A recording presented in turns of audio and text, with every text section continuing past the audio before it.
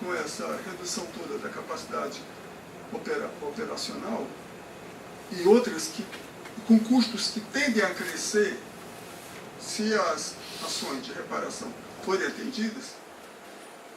Só para dar um exemplo, a reivindicação do Conselho Ribeirinho significa que a Norte Energia tem que comprar, não é desapropriação, é compra todo o território do entorno, ou seja, fazendas e mais fazendas, para atender uma exigência que agora é do Ministério Público Federal também.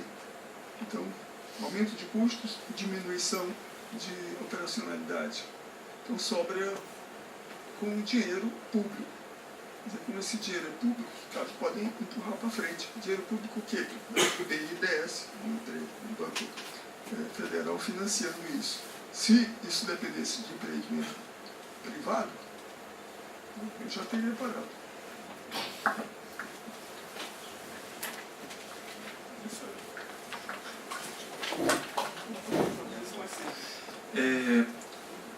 Em relação, um comentário em relação aos documentos e publicações que foram citadas aqui, o dossiê Belo Monte, que o Instituto Socioambiental fez, sobre a expulsão dos ribeirinhos, que é o relatório da SPPC, os artigos da Helene Brum, a gente que está na organização se compromete a colocar o que a gente tiver disponível, e aí se os debatedores quiserem depois passar indicações, nem que não tem um link disponível na internet, mas o nome para as pessoas que quiserem buscar depois mais materiais, aí vão ficar disponíveis na página do evento lá no Facebook, só procurar pelo nome do evento, tá lá, e aí vocês podem consultar daqui a alguns dias, já vai estar disponível, tá bom? Tem mais alguma questão?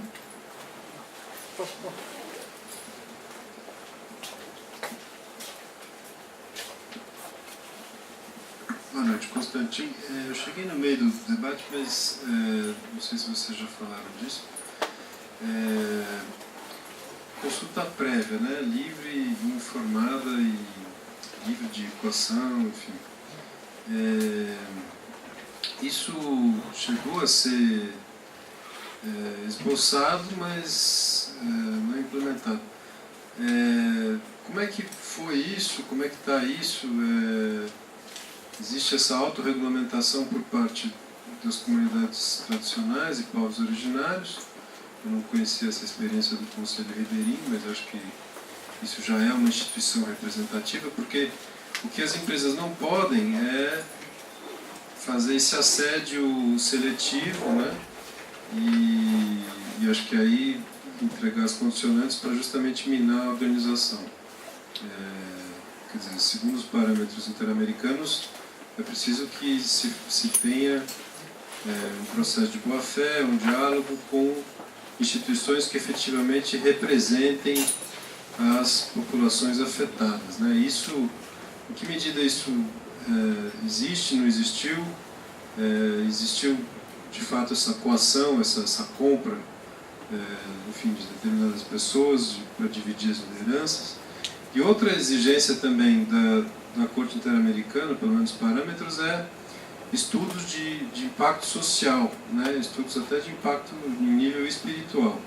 Quer dizer, se nem os estudos de impacto ambiental são feitos a contento, né? O que dizer desses estudos, né? Óbvio que não são produzidos, mas quer dizer, isso está na pauta, ainda que seja tarde?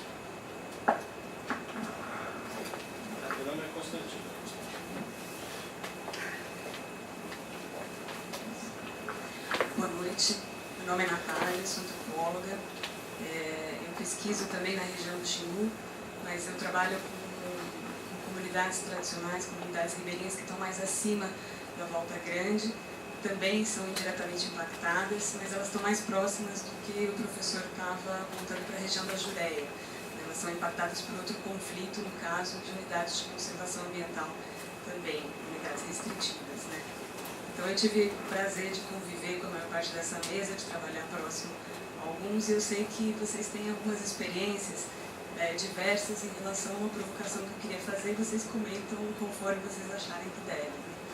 Com relação às alianças, do ponto de vista do enfrentamento, do ponto de vista da resistência a esses projetos, a esses conflitos, a gente tem a resposta das alianças, tanto as alianças entre os povos impactados, né, como o professor também colocou a questão do Conselho Ribeirinho, mas também outros tipos de aliança que passam por aliados como organizações não governamentais, como o Ministério Público, como a própria universidade. Né?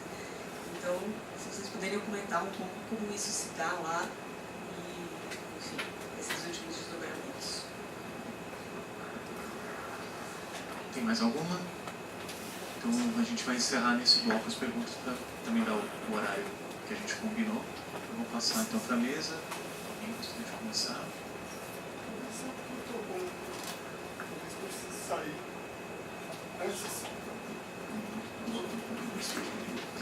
Não, sobre a questão do conceito prévio, o que acontece é que essa exposição não tem sido realizada, ou tem sido realizada de maneira inadequada. Por exemplo, no caso da Juré, que foi o segundo caso que eu apresentei, empresas contratadas para realizar primeiro é feito o ato de governo que cria uma área de conservação sem presença humana, sem consultar a população residente.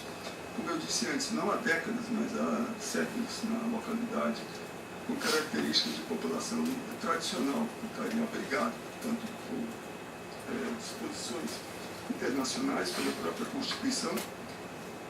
Depois, na fase de realizar o plano de manejo, é contratada uma empresa que então vai realizar consultas com a população, mas não sobre a criação da unidade, e sim sobre características do plano de manejo, já sem dar opções, de fato, para essa manifestação. No caso de Belo Monte, é a mesma coisa. Existe um formato de consulta, que são reuniões públicas, em que se enfrentam autoridades com pessoas da comunidade, que tem o efeito de inibir a manifestação.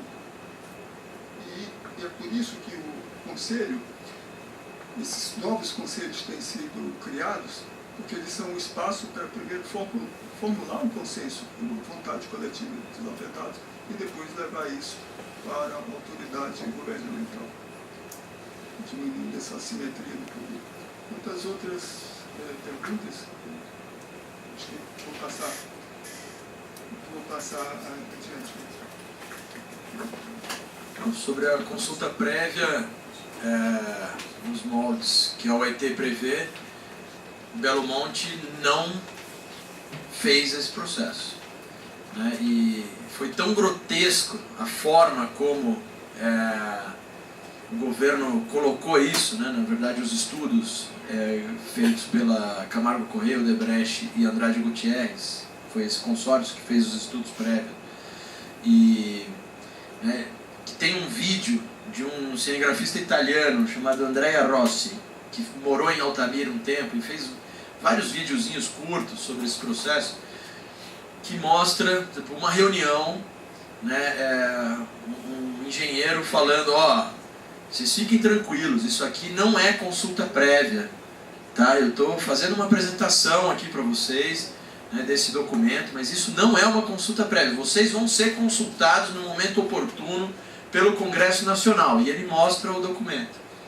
E depois, no processo, aparece esse mesmo documento que esse engenheiro mostra na reunião, como se fosse a consulta prévia feita nas comunidades. Então, a data da consulta prévia é a data da apresentação, dessa rodada de apresentações que foi feita do empreendimento e que foi alertado que não era consulta prévia. Tem um vídeo gravado, então tem provas sobre isso, e que foi encadernado e escrito consulta prévia aos povos indígenas. Então é uma fraude, né, o que foi apresentado pela empresa. Muitas das comunidades, aliás, nenhuma das comunidades tinha protocolos de consulta, né, isso é um tema muito recente, e poucas ainda são as comunidades indígenas que têm protocolos de consulta, e que aí sim poderia ter algum respeito a essa consulta. Os Juruna da terra indígena Paxamba montaram um protocolo expedito, mas que teve uma construção em várias reuniões, e foi com esse protocolo que eles levaram ao juiz do TRF, falou, a gente não foi consultado, está aqui nosso protocolo, não sei o quê, né, e que deu uma segurança para o juiz, falou, enquanto não tiver consulta indígena, Belo Sun está suspenso. Então, não é que Belo Sun está definitivamente suspenso, está suspenso enquanto não for realizada a consulta. E pode ser que a consulta seja realizada nesses moldes e que tenha um resultado diferente do que a gente espera. Mas se for realizada, vai ser a primeira na região. Até agora não teve nenhuma. As audiências, é isso que o Mauro falou, é um grande circo, né, de confirmação das coisas, tem milhares de questionamentos, ele se compromete a responder os questionamentos. Nunca teve uma resposta adequada aos questionamentos apresentados na audiência. Eu lembro que nas audiências públicas de Belo Monte, a gente chegou a montar um grupo de especialistas de várias universidades que ficou de plantão, elaborou uma série de questões, protocolou dezenas de documentos, né, e que até agora aguardam respostas. Né? Então é um processo bem fake.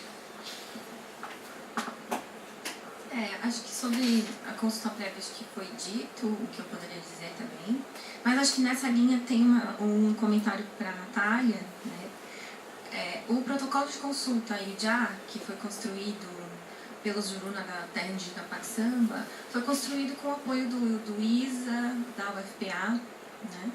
O monitoramento da pesca, que inclusive serve como contraponto ao monitoramento que é feito pela Norte Energia, também tem apoio da universidade, tem apoio do Instituto Socioambiental também. O Conselho Ribeirinho, acho que é um exemplo importante dessa articulação, dessas alianças para a resistência.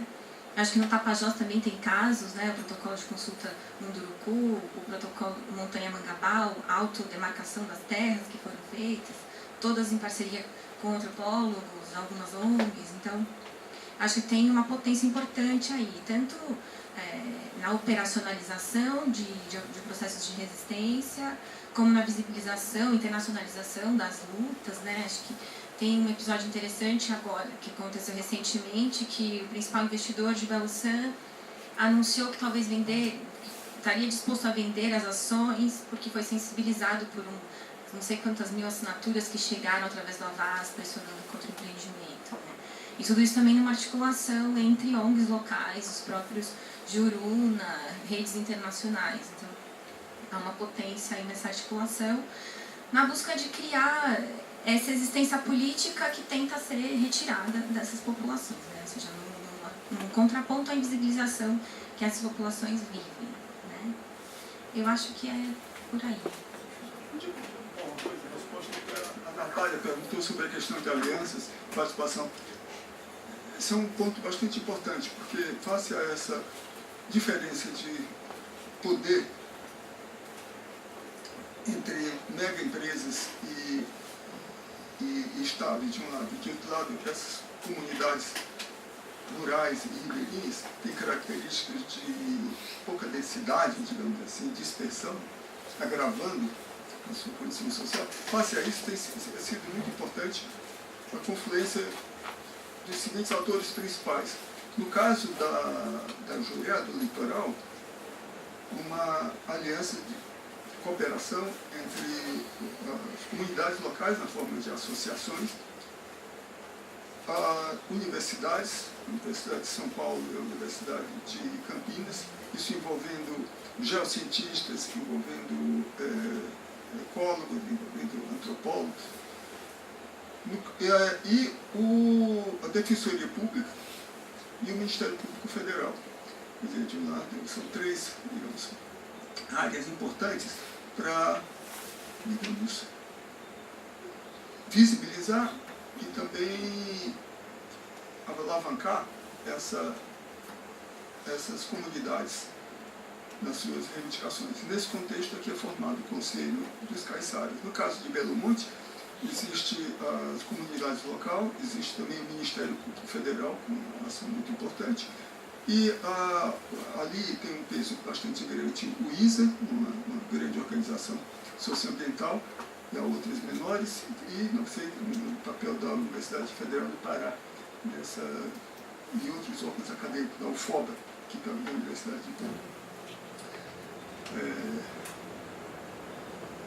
na segunda.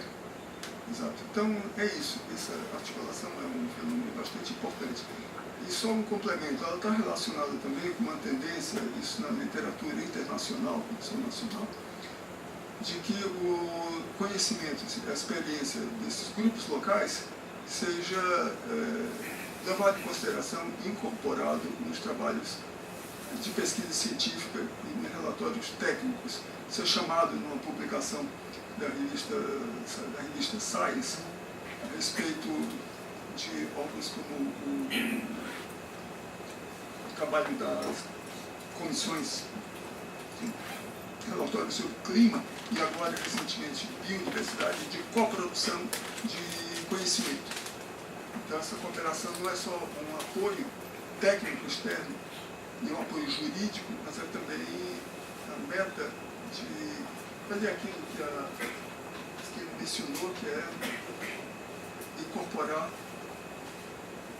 conhecimentos diversos, acadêmicos e tradicionais. Eu vou pedir desculpas e licenças para... Muito obrigado, professor. Foi um prazer estar com o senhor. E agradeço a oportunidade de ter participado.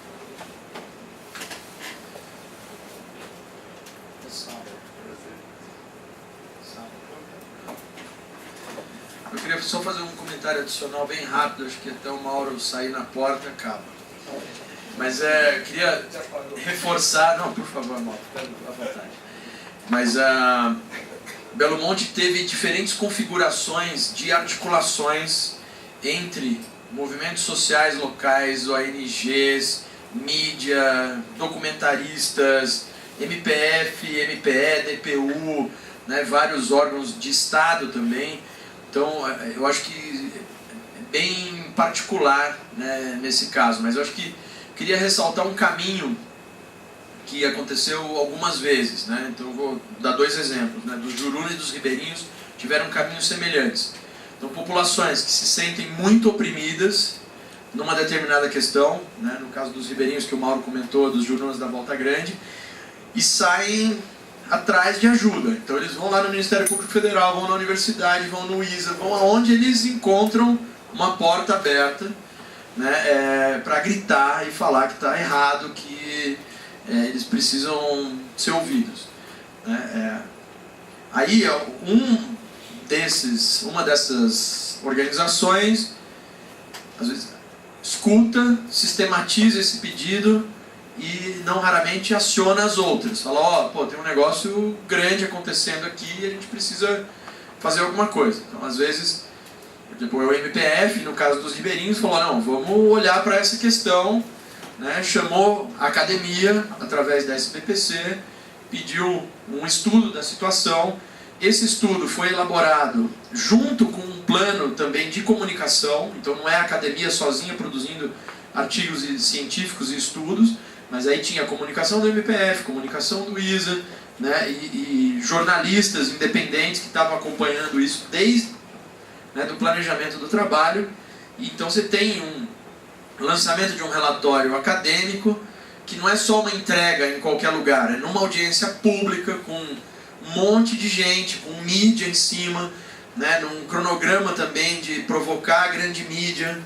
Então você cria um fato que junta expertises, né, e que vem da expertise das comunidades atingidas, do MPF, de ONGs, de jornalistas, da academia. E isso tem uma potência que pode gerar transformação. Então, esse caminho ocorreu tanto no caso dos Ribeirinhos quanto no caso dos Jurunas. Então, estudar um pouco isso, não, foi o relatório que causou a mudança.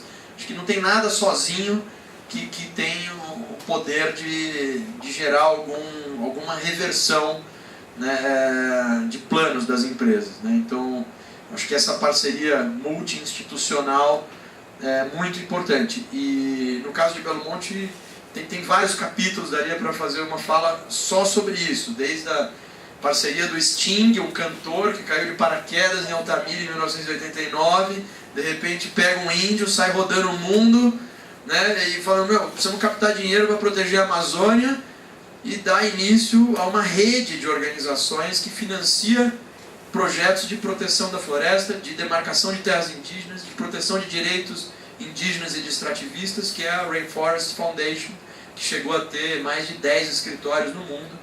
E hoje, por exemplo, um dos escritórios mais fortes, que é a Rainforest da Noruega, por exemplo, se comprometeu com a doação de $1 bilhão para o Fundo Amazônia.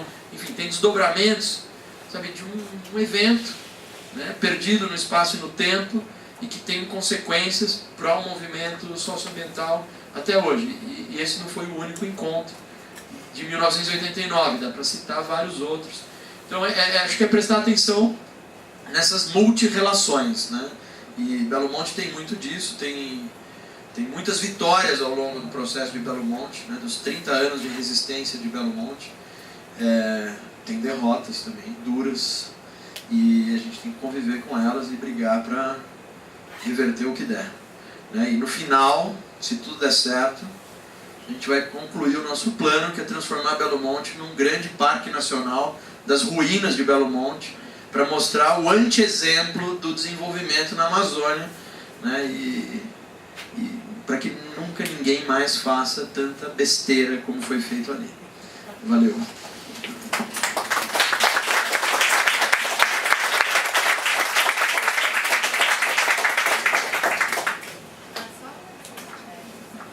Na verdade, eu só queria agradecer a todo mundo que veio, que ficou até agora, ao Marcelo, mais uma vez, e ao Carlos pelo convite.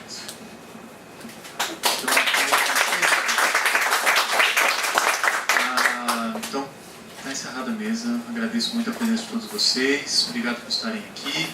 Aguardem novidades lá na página do evento do Facebook. Entrem lá para ver o material que a gente vai estar disponibilizar. Muito obrigado por ficar até agora e até uma próxima.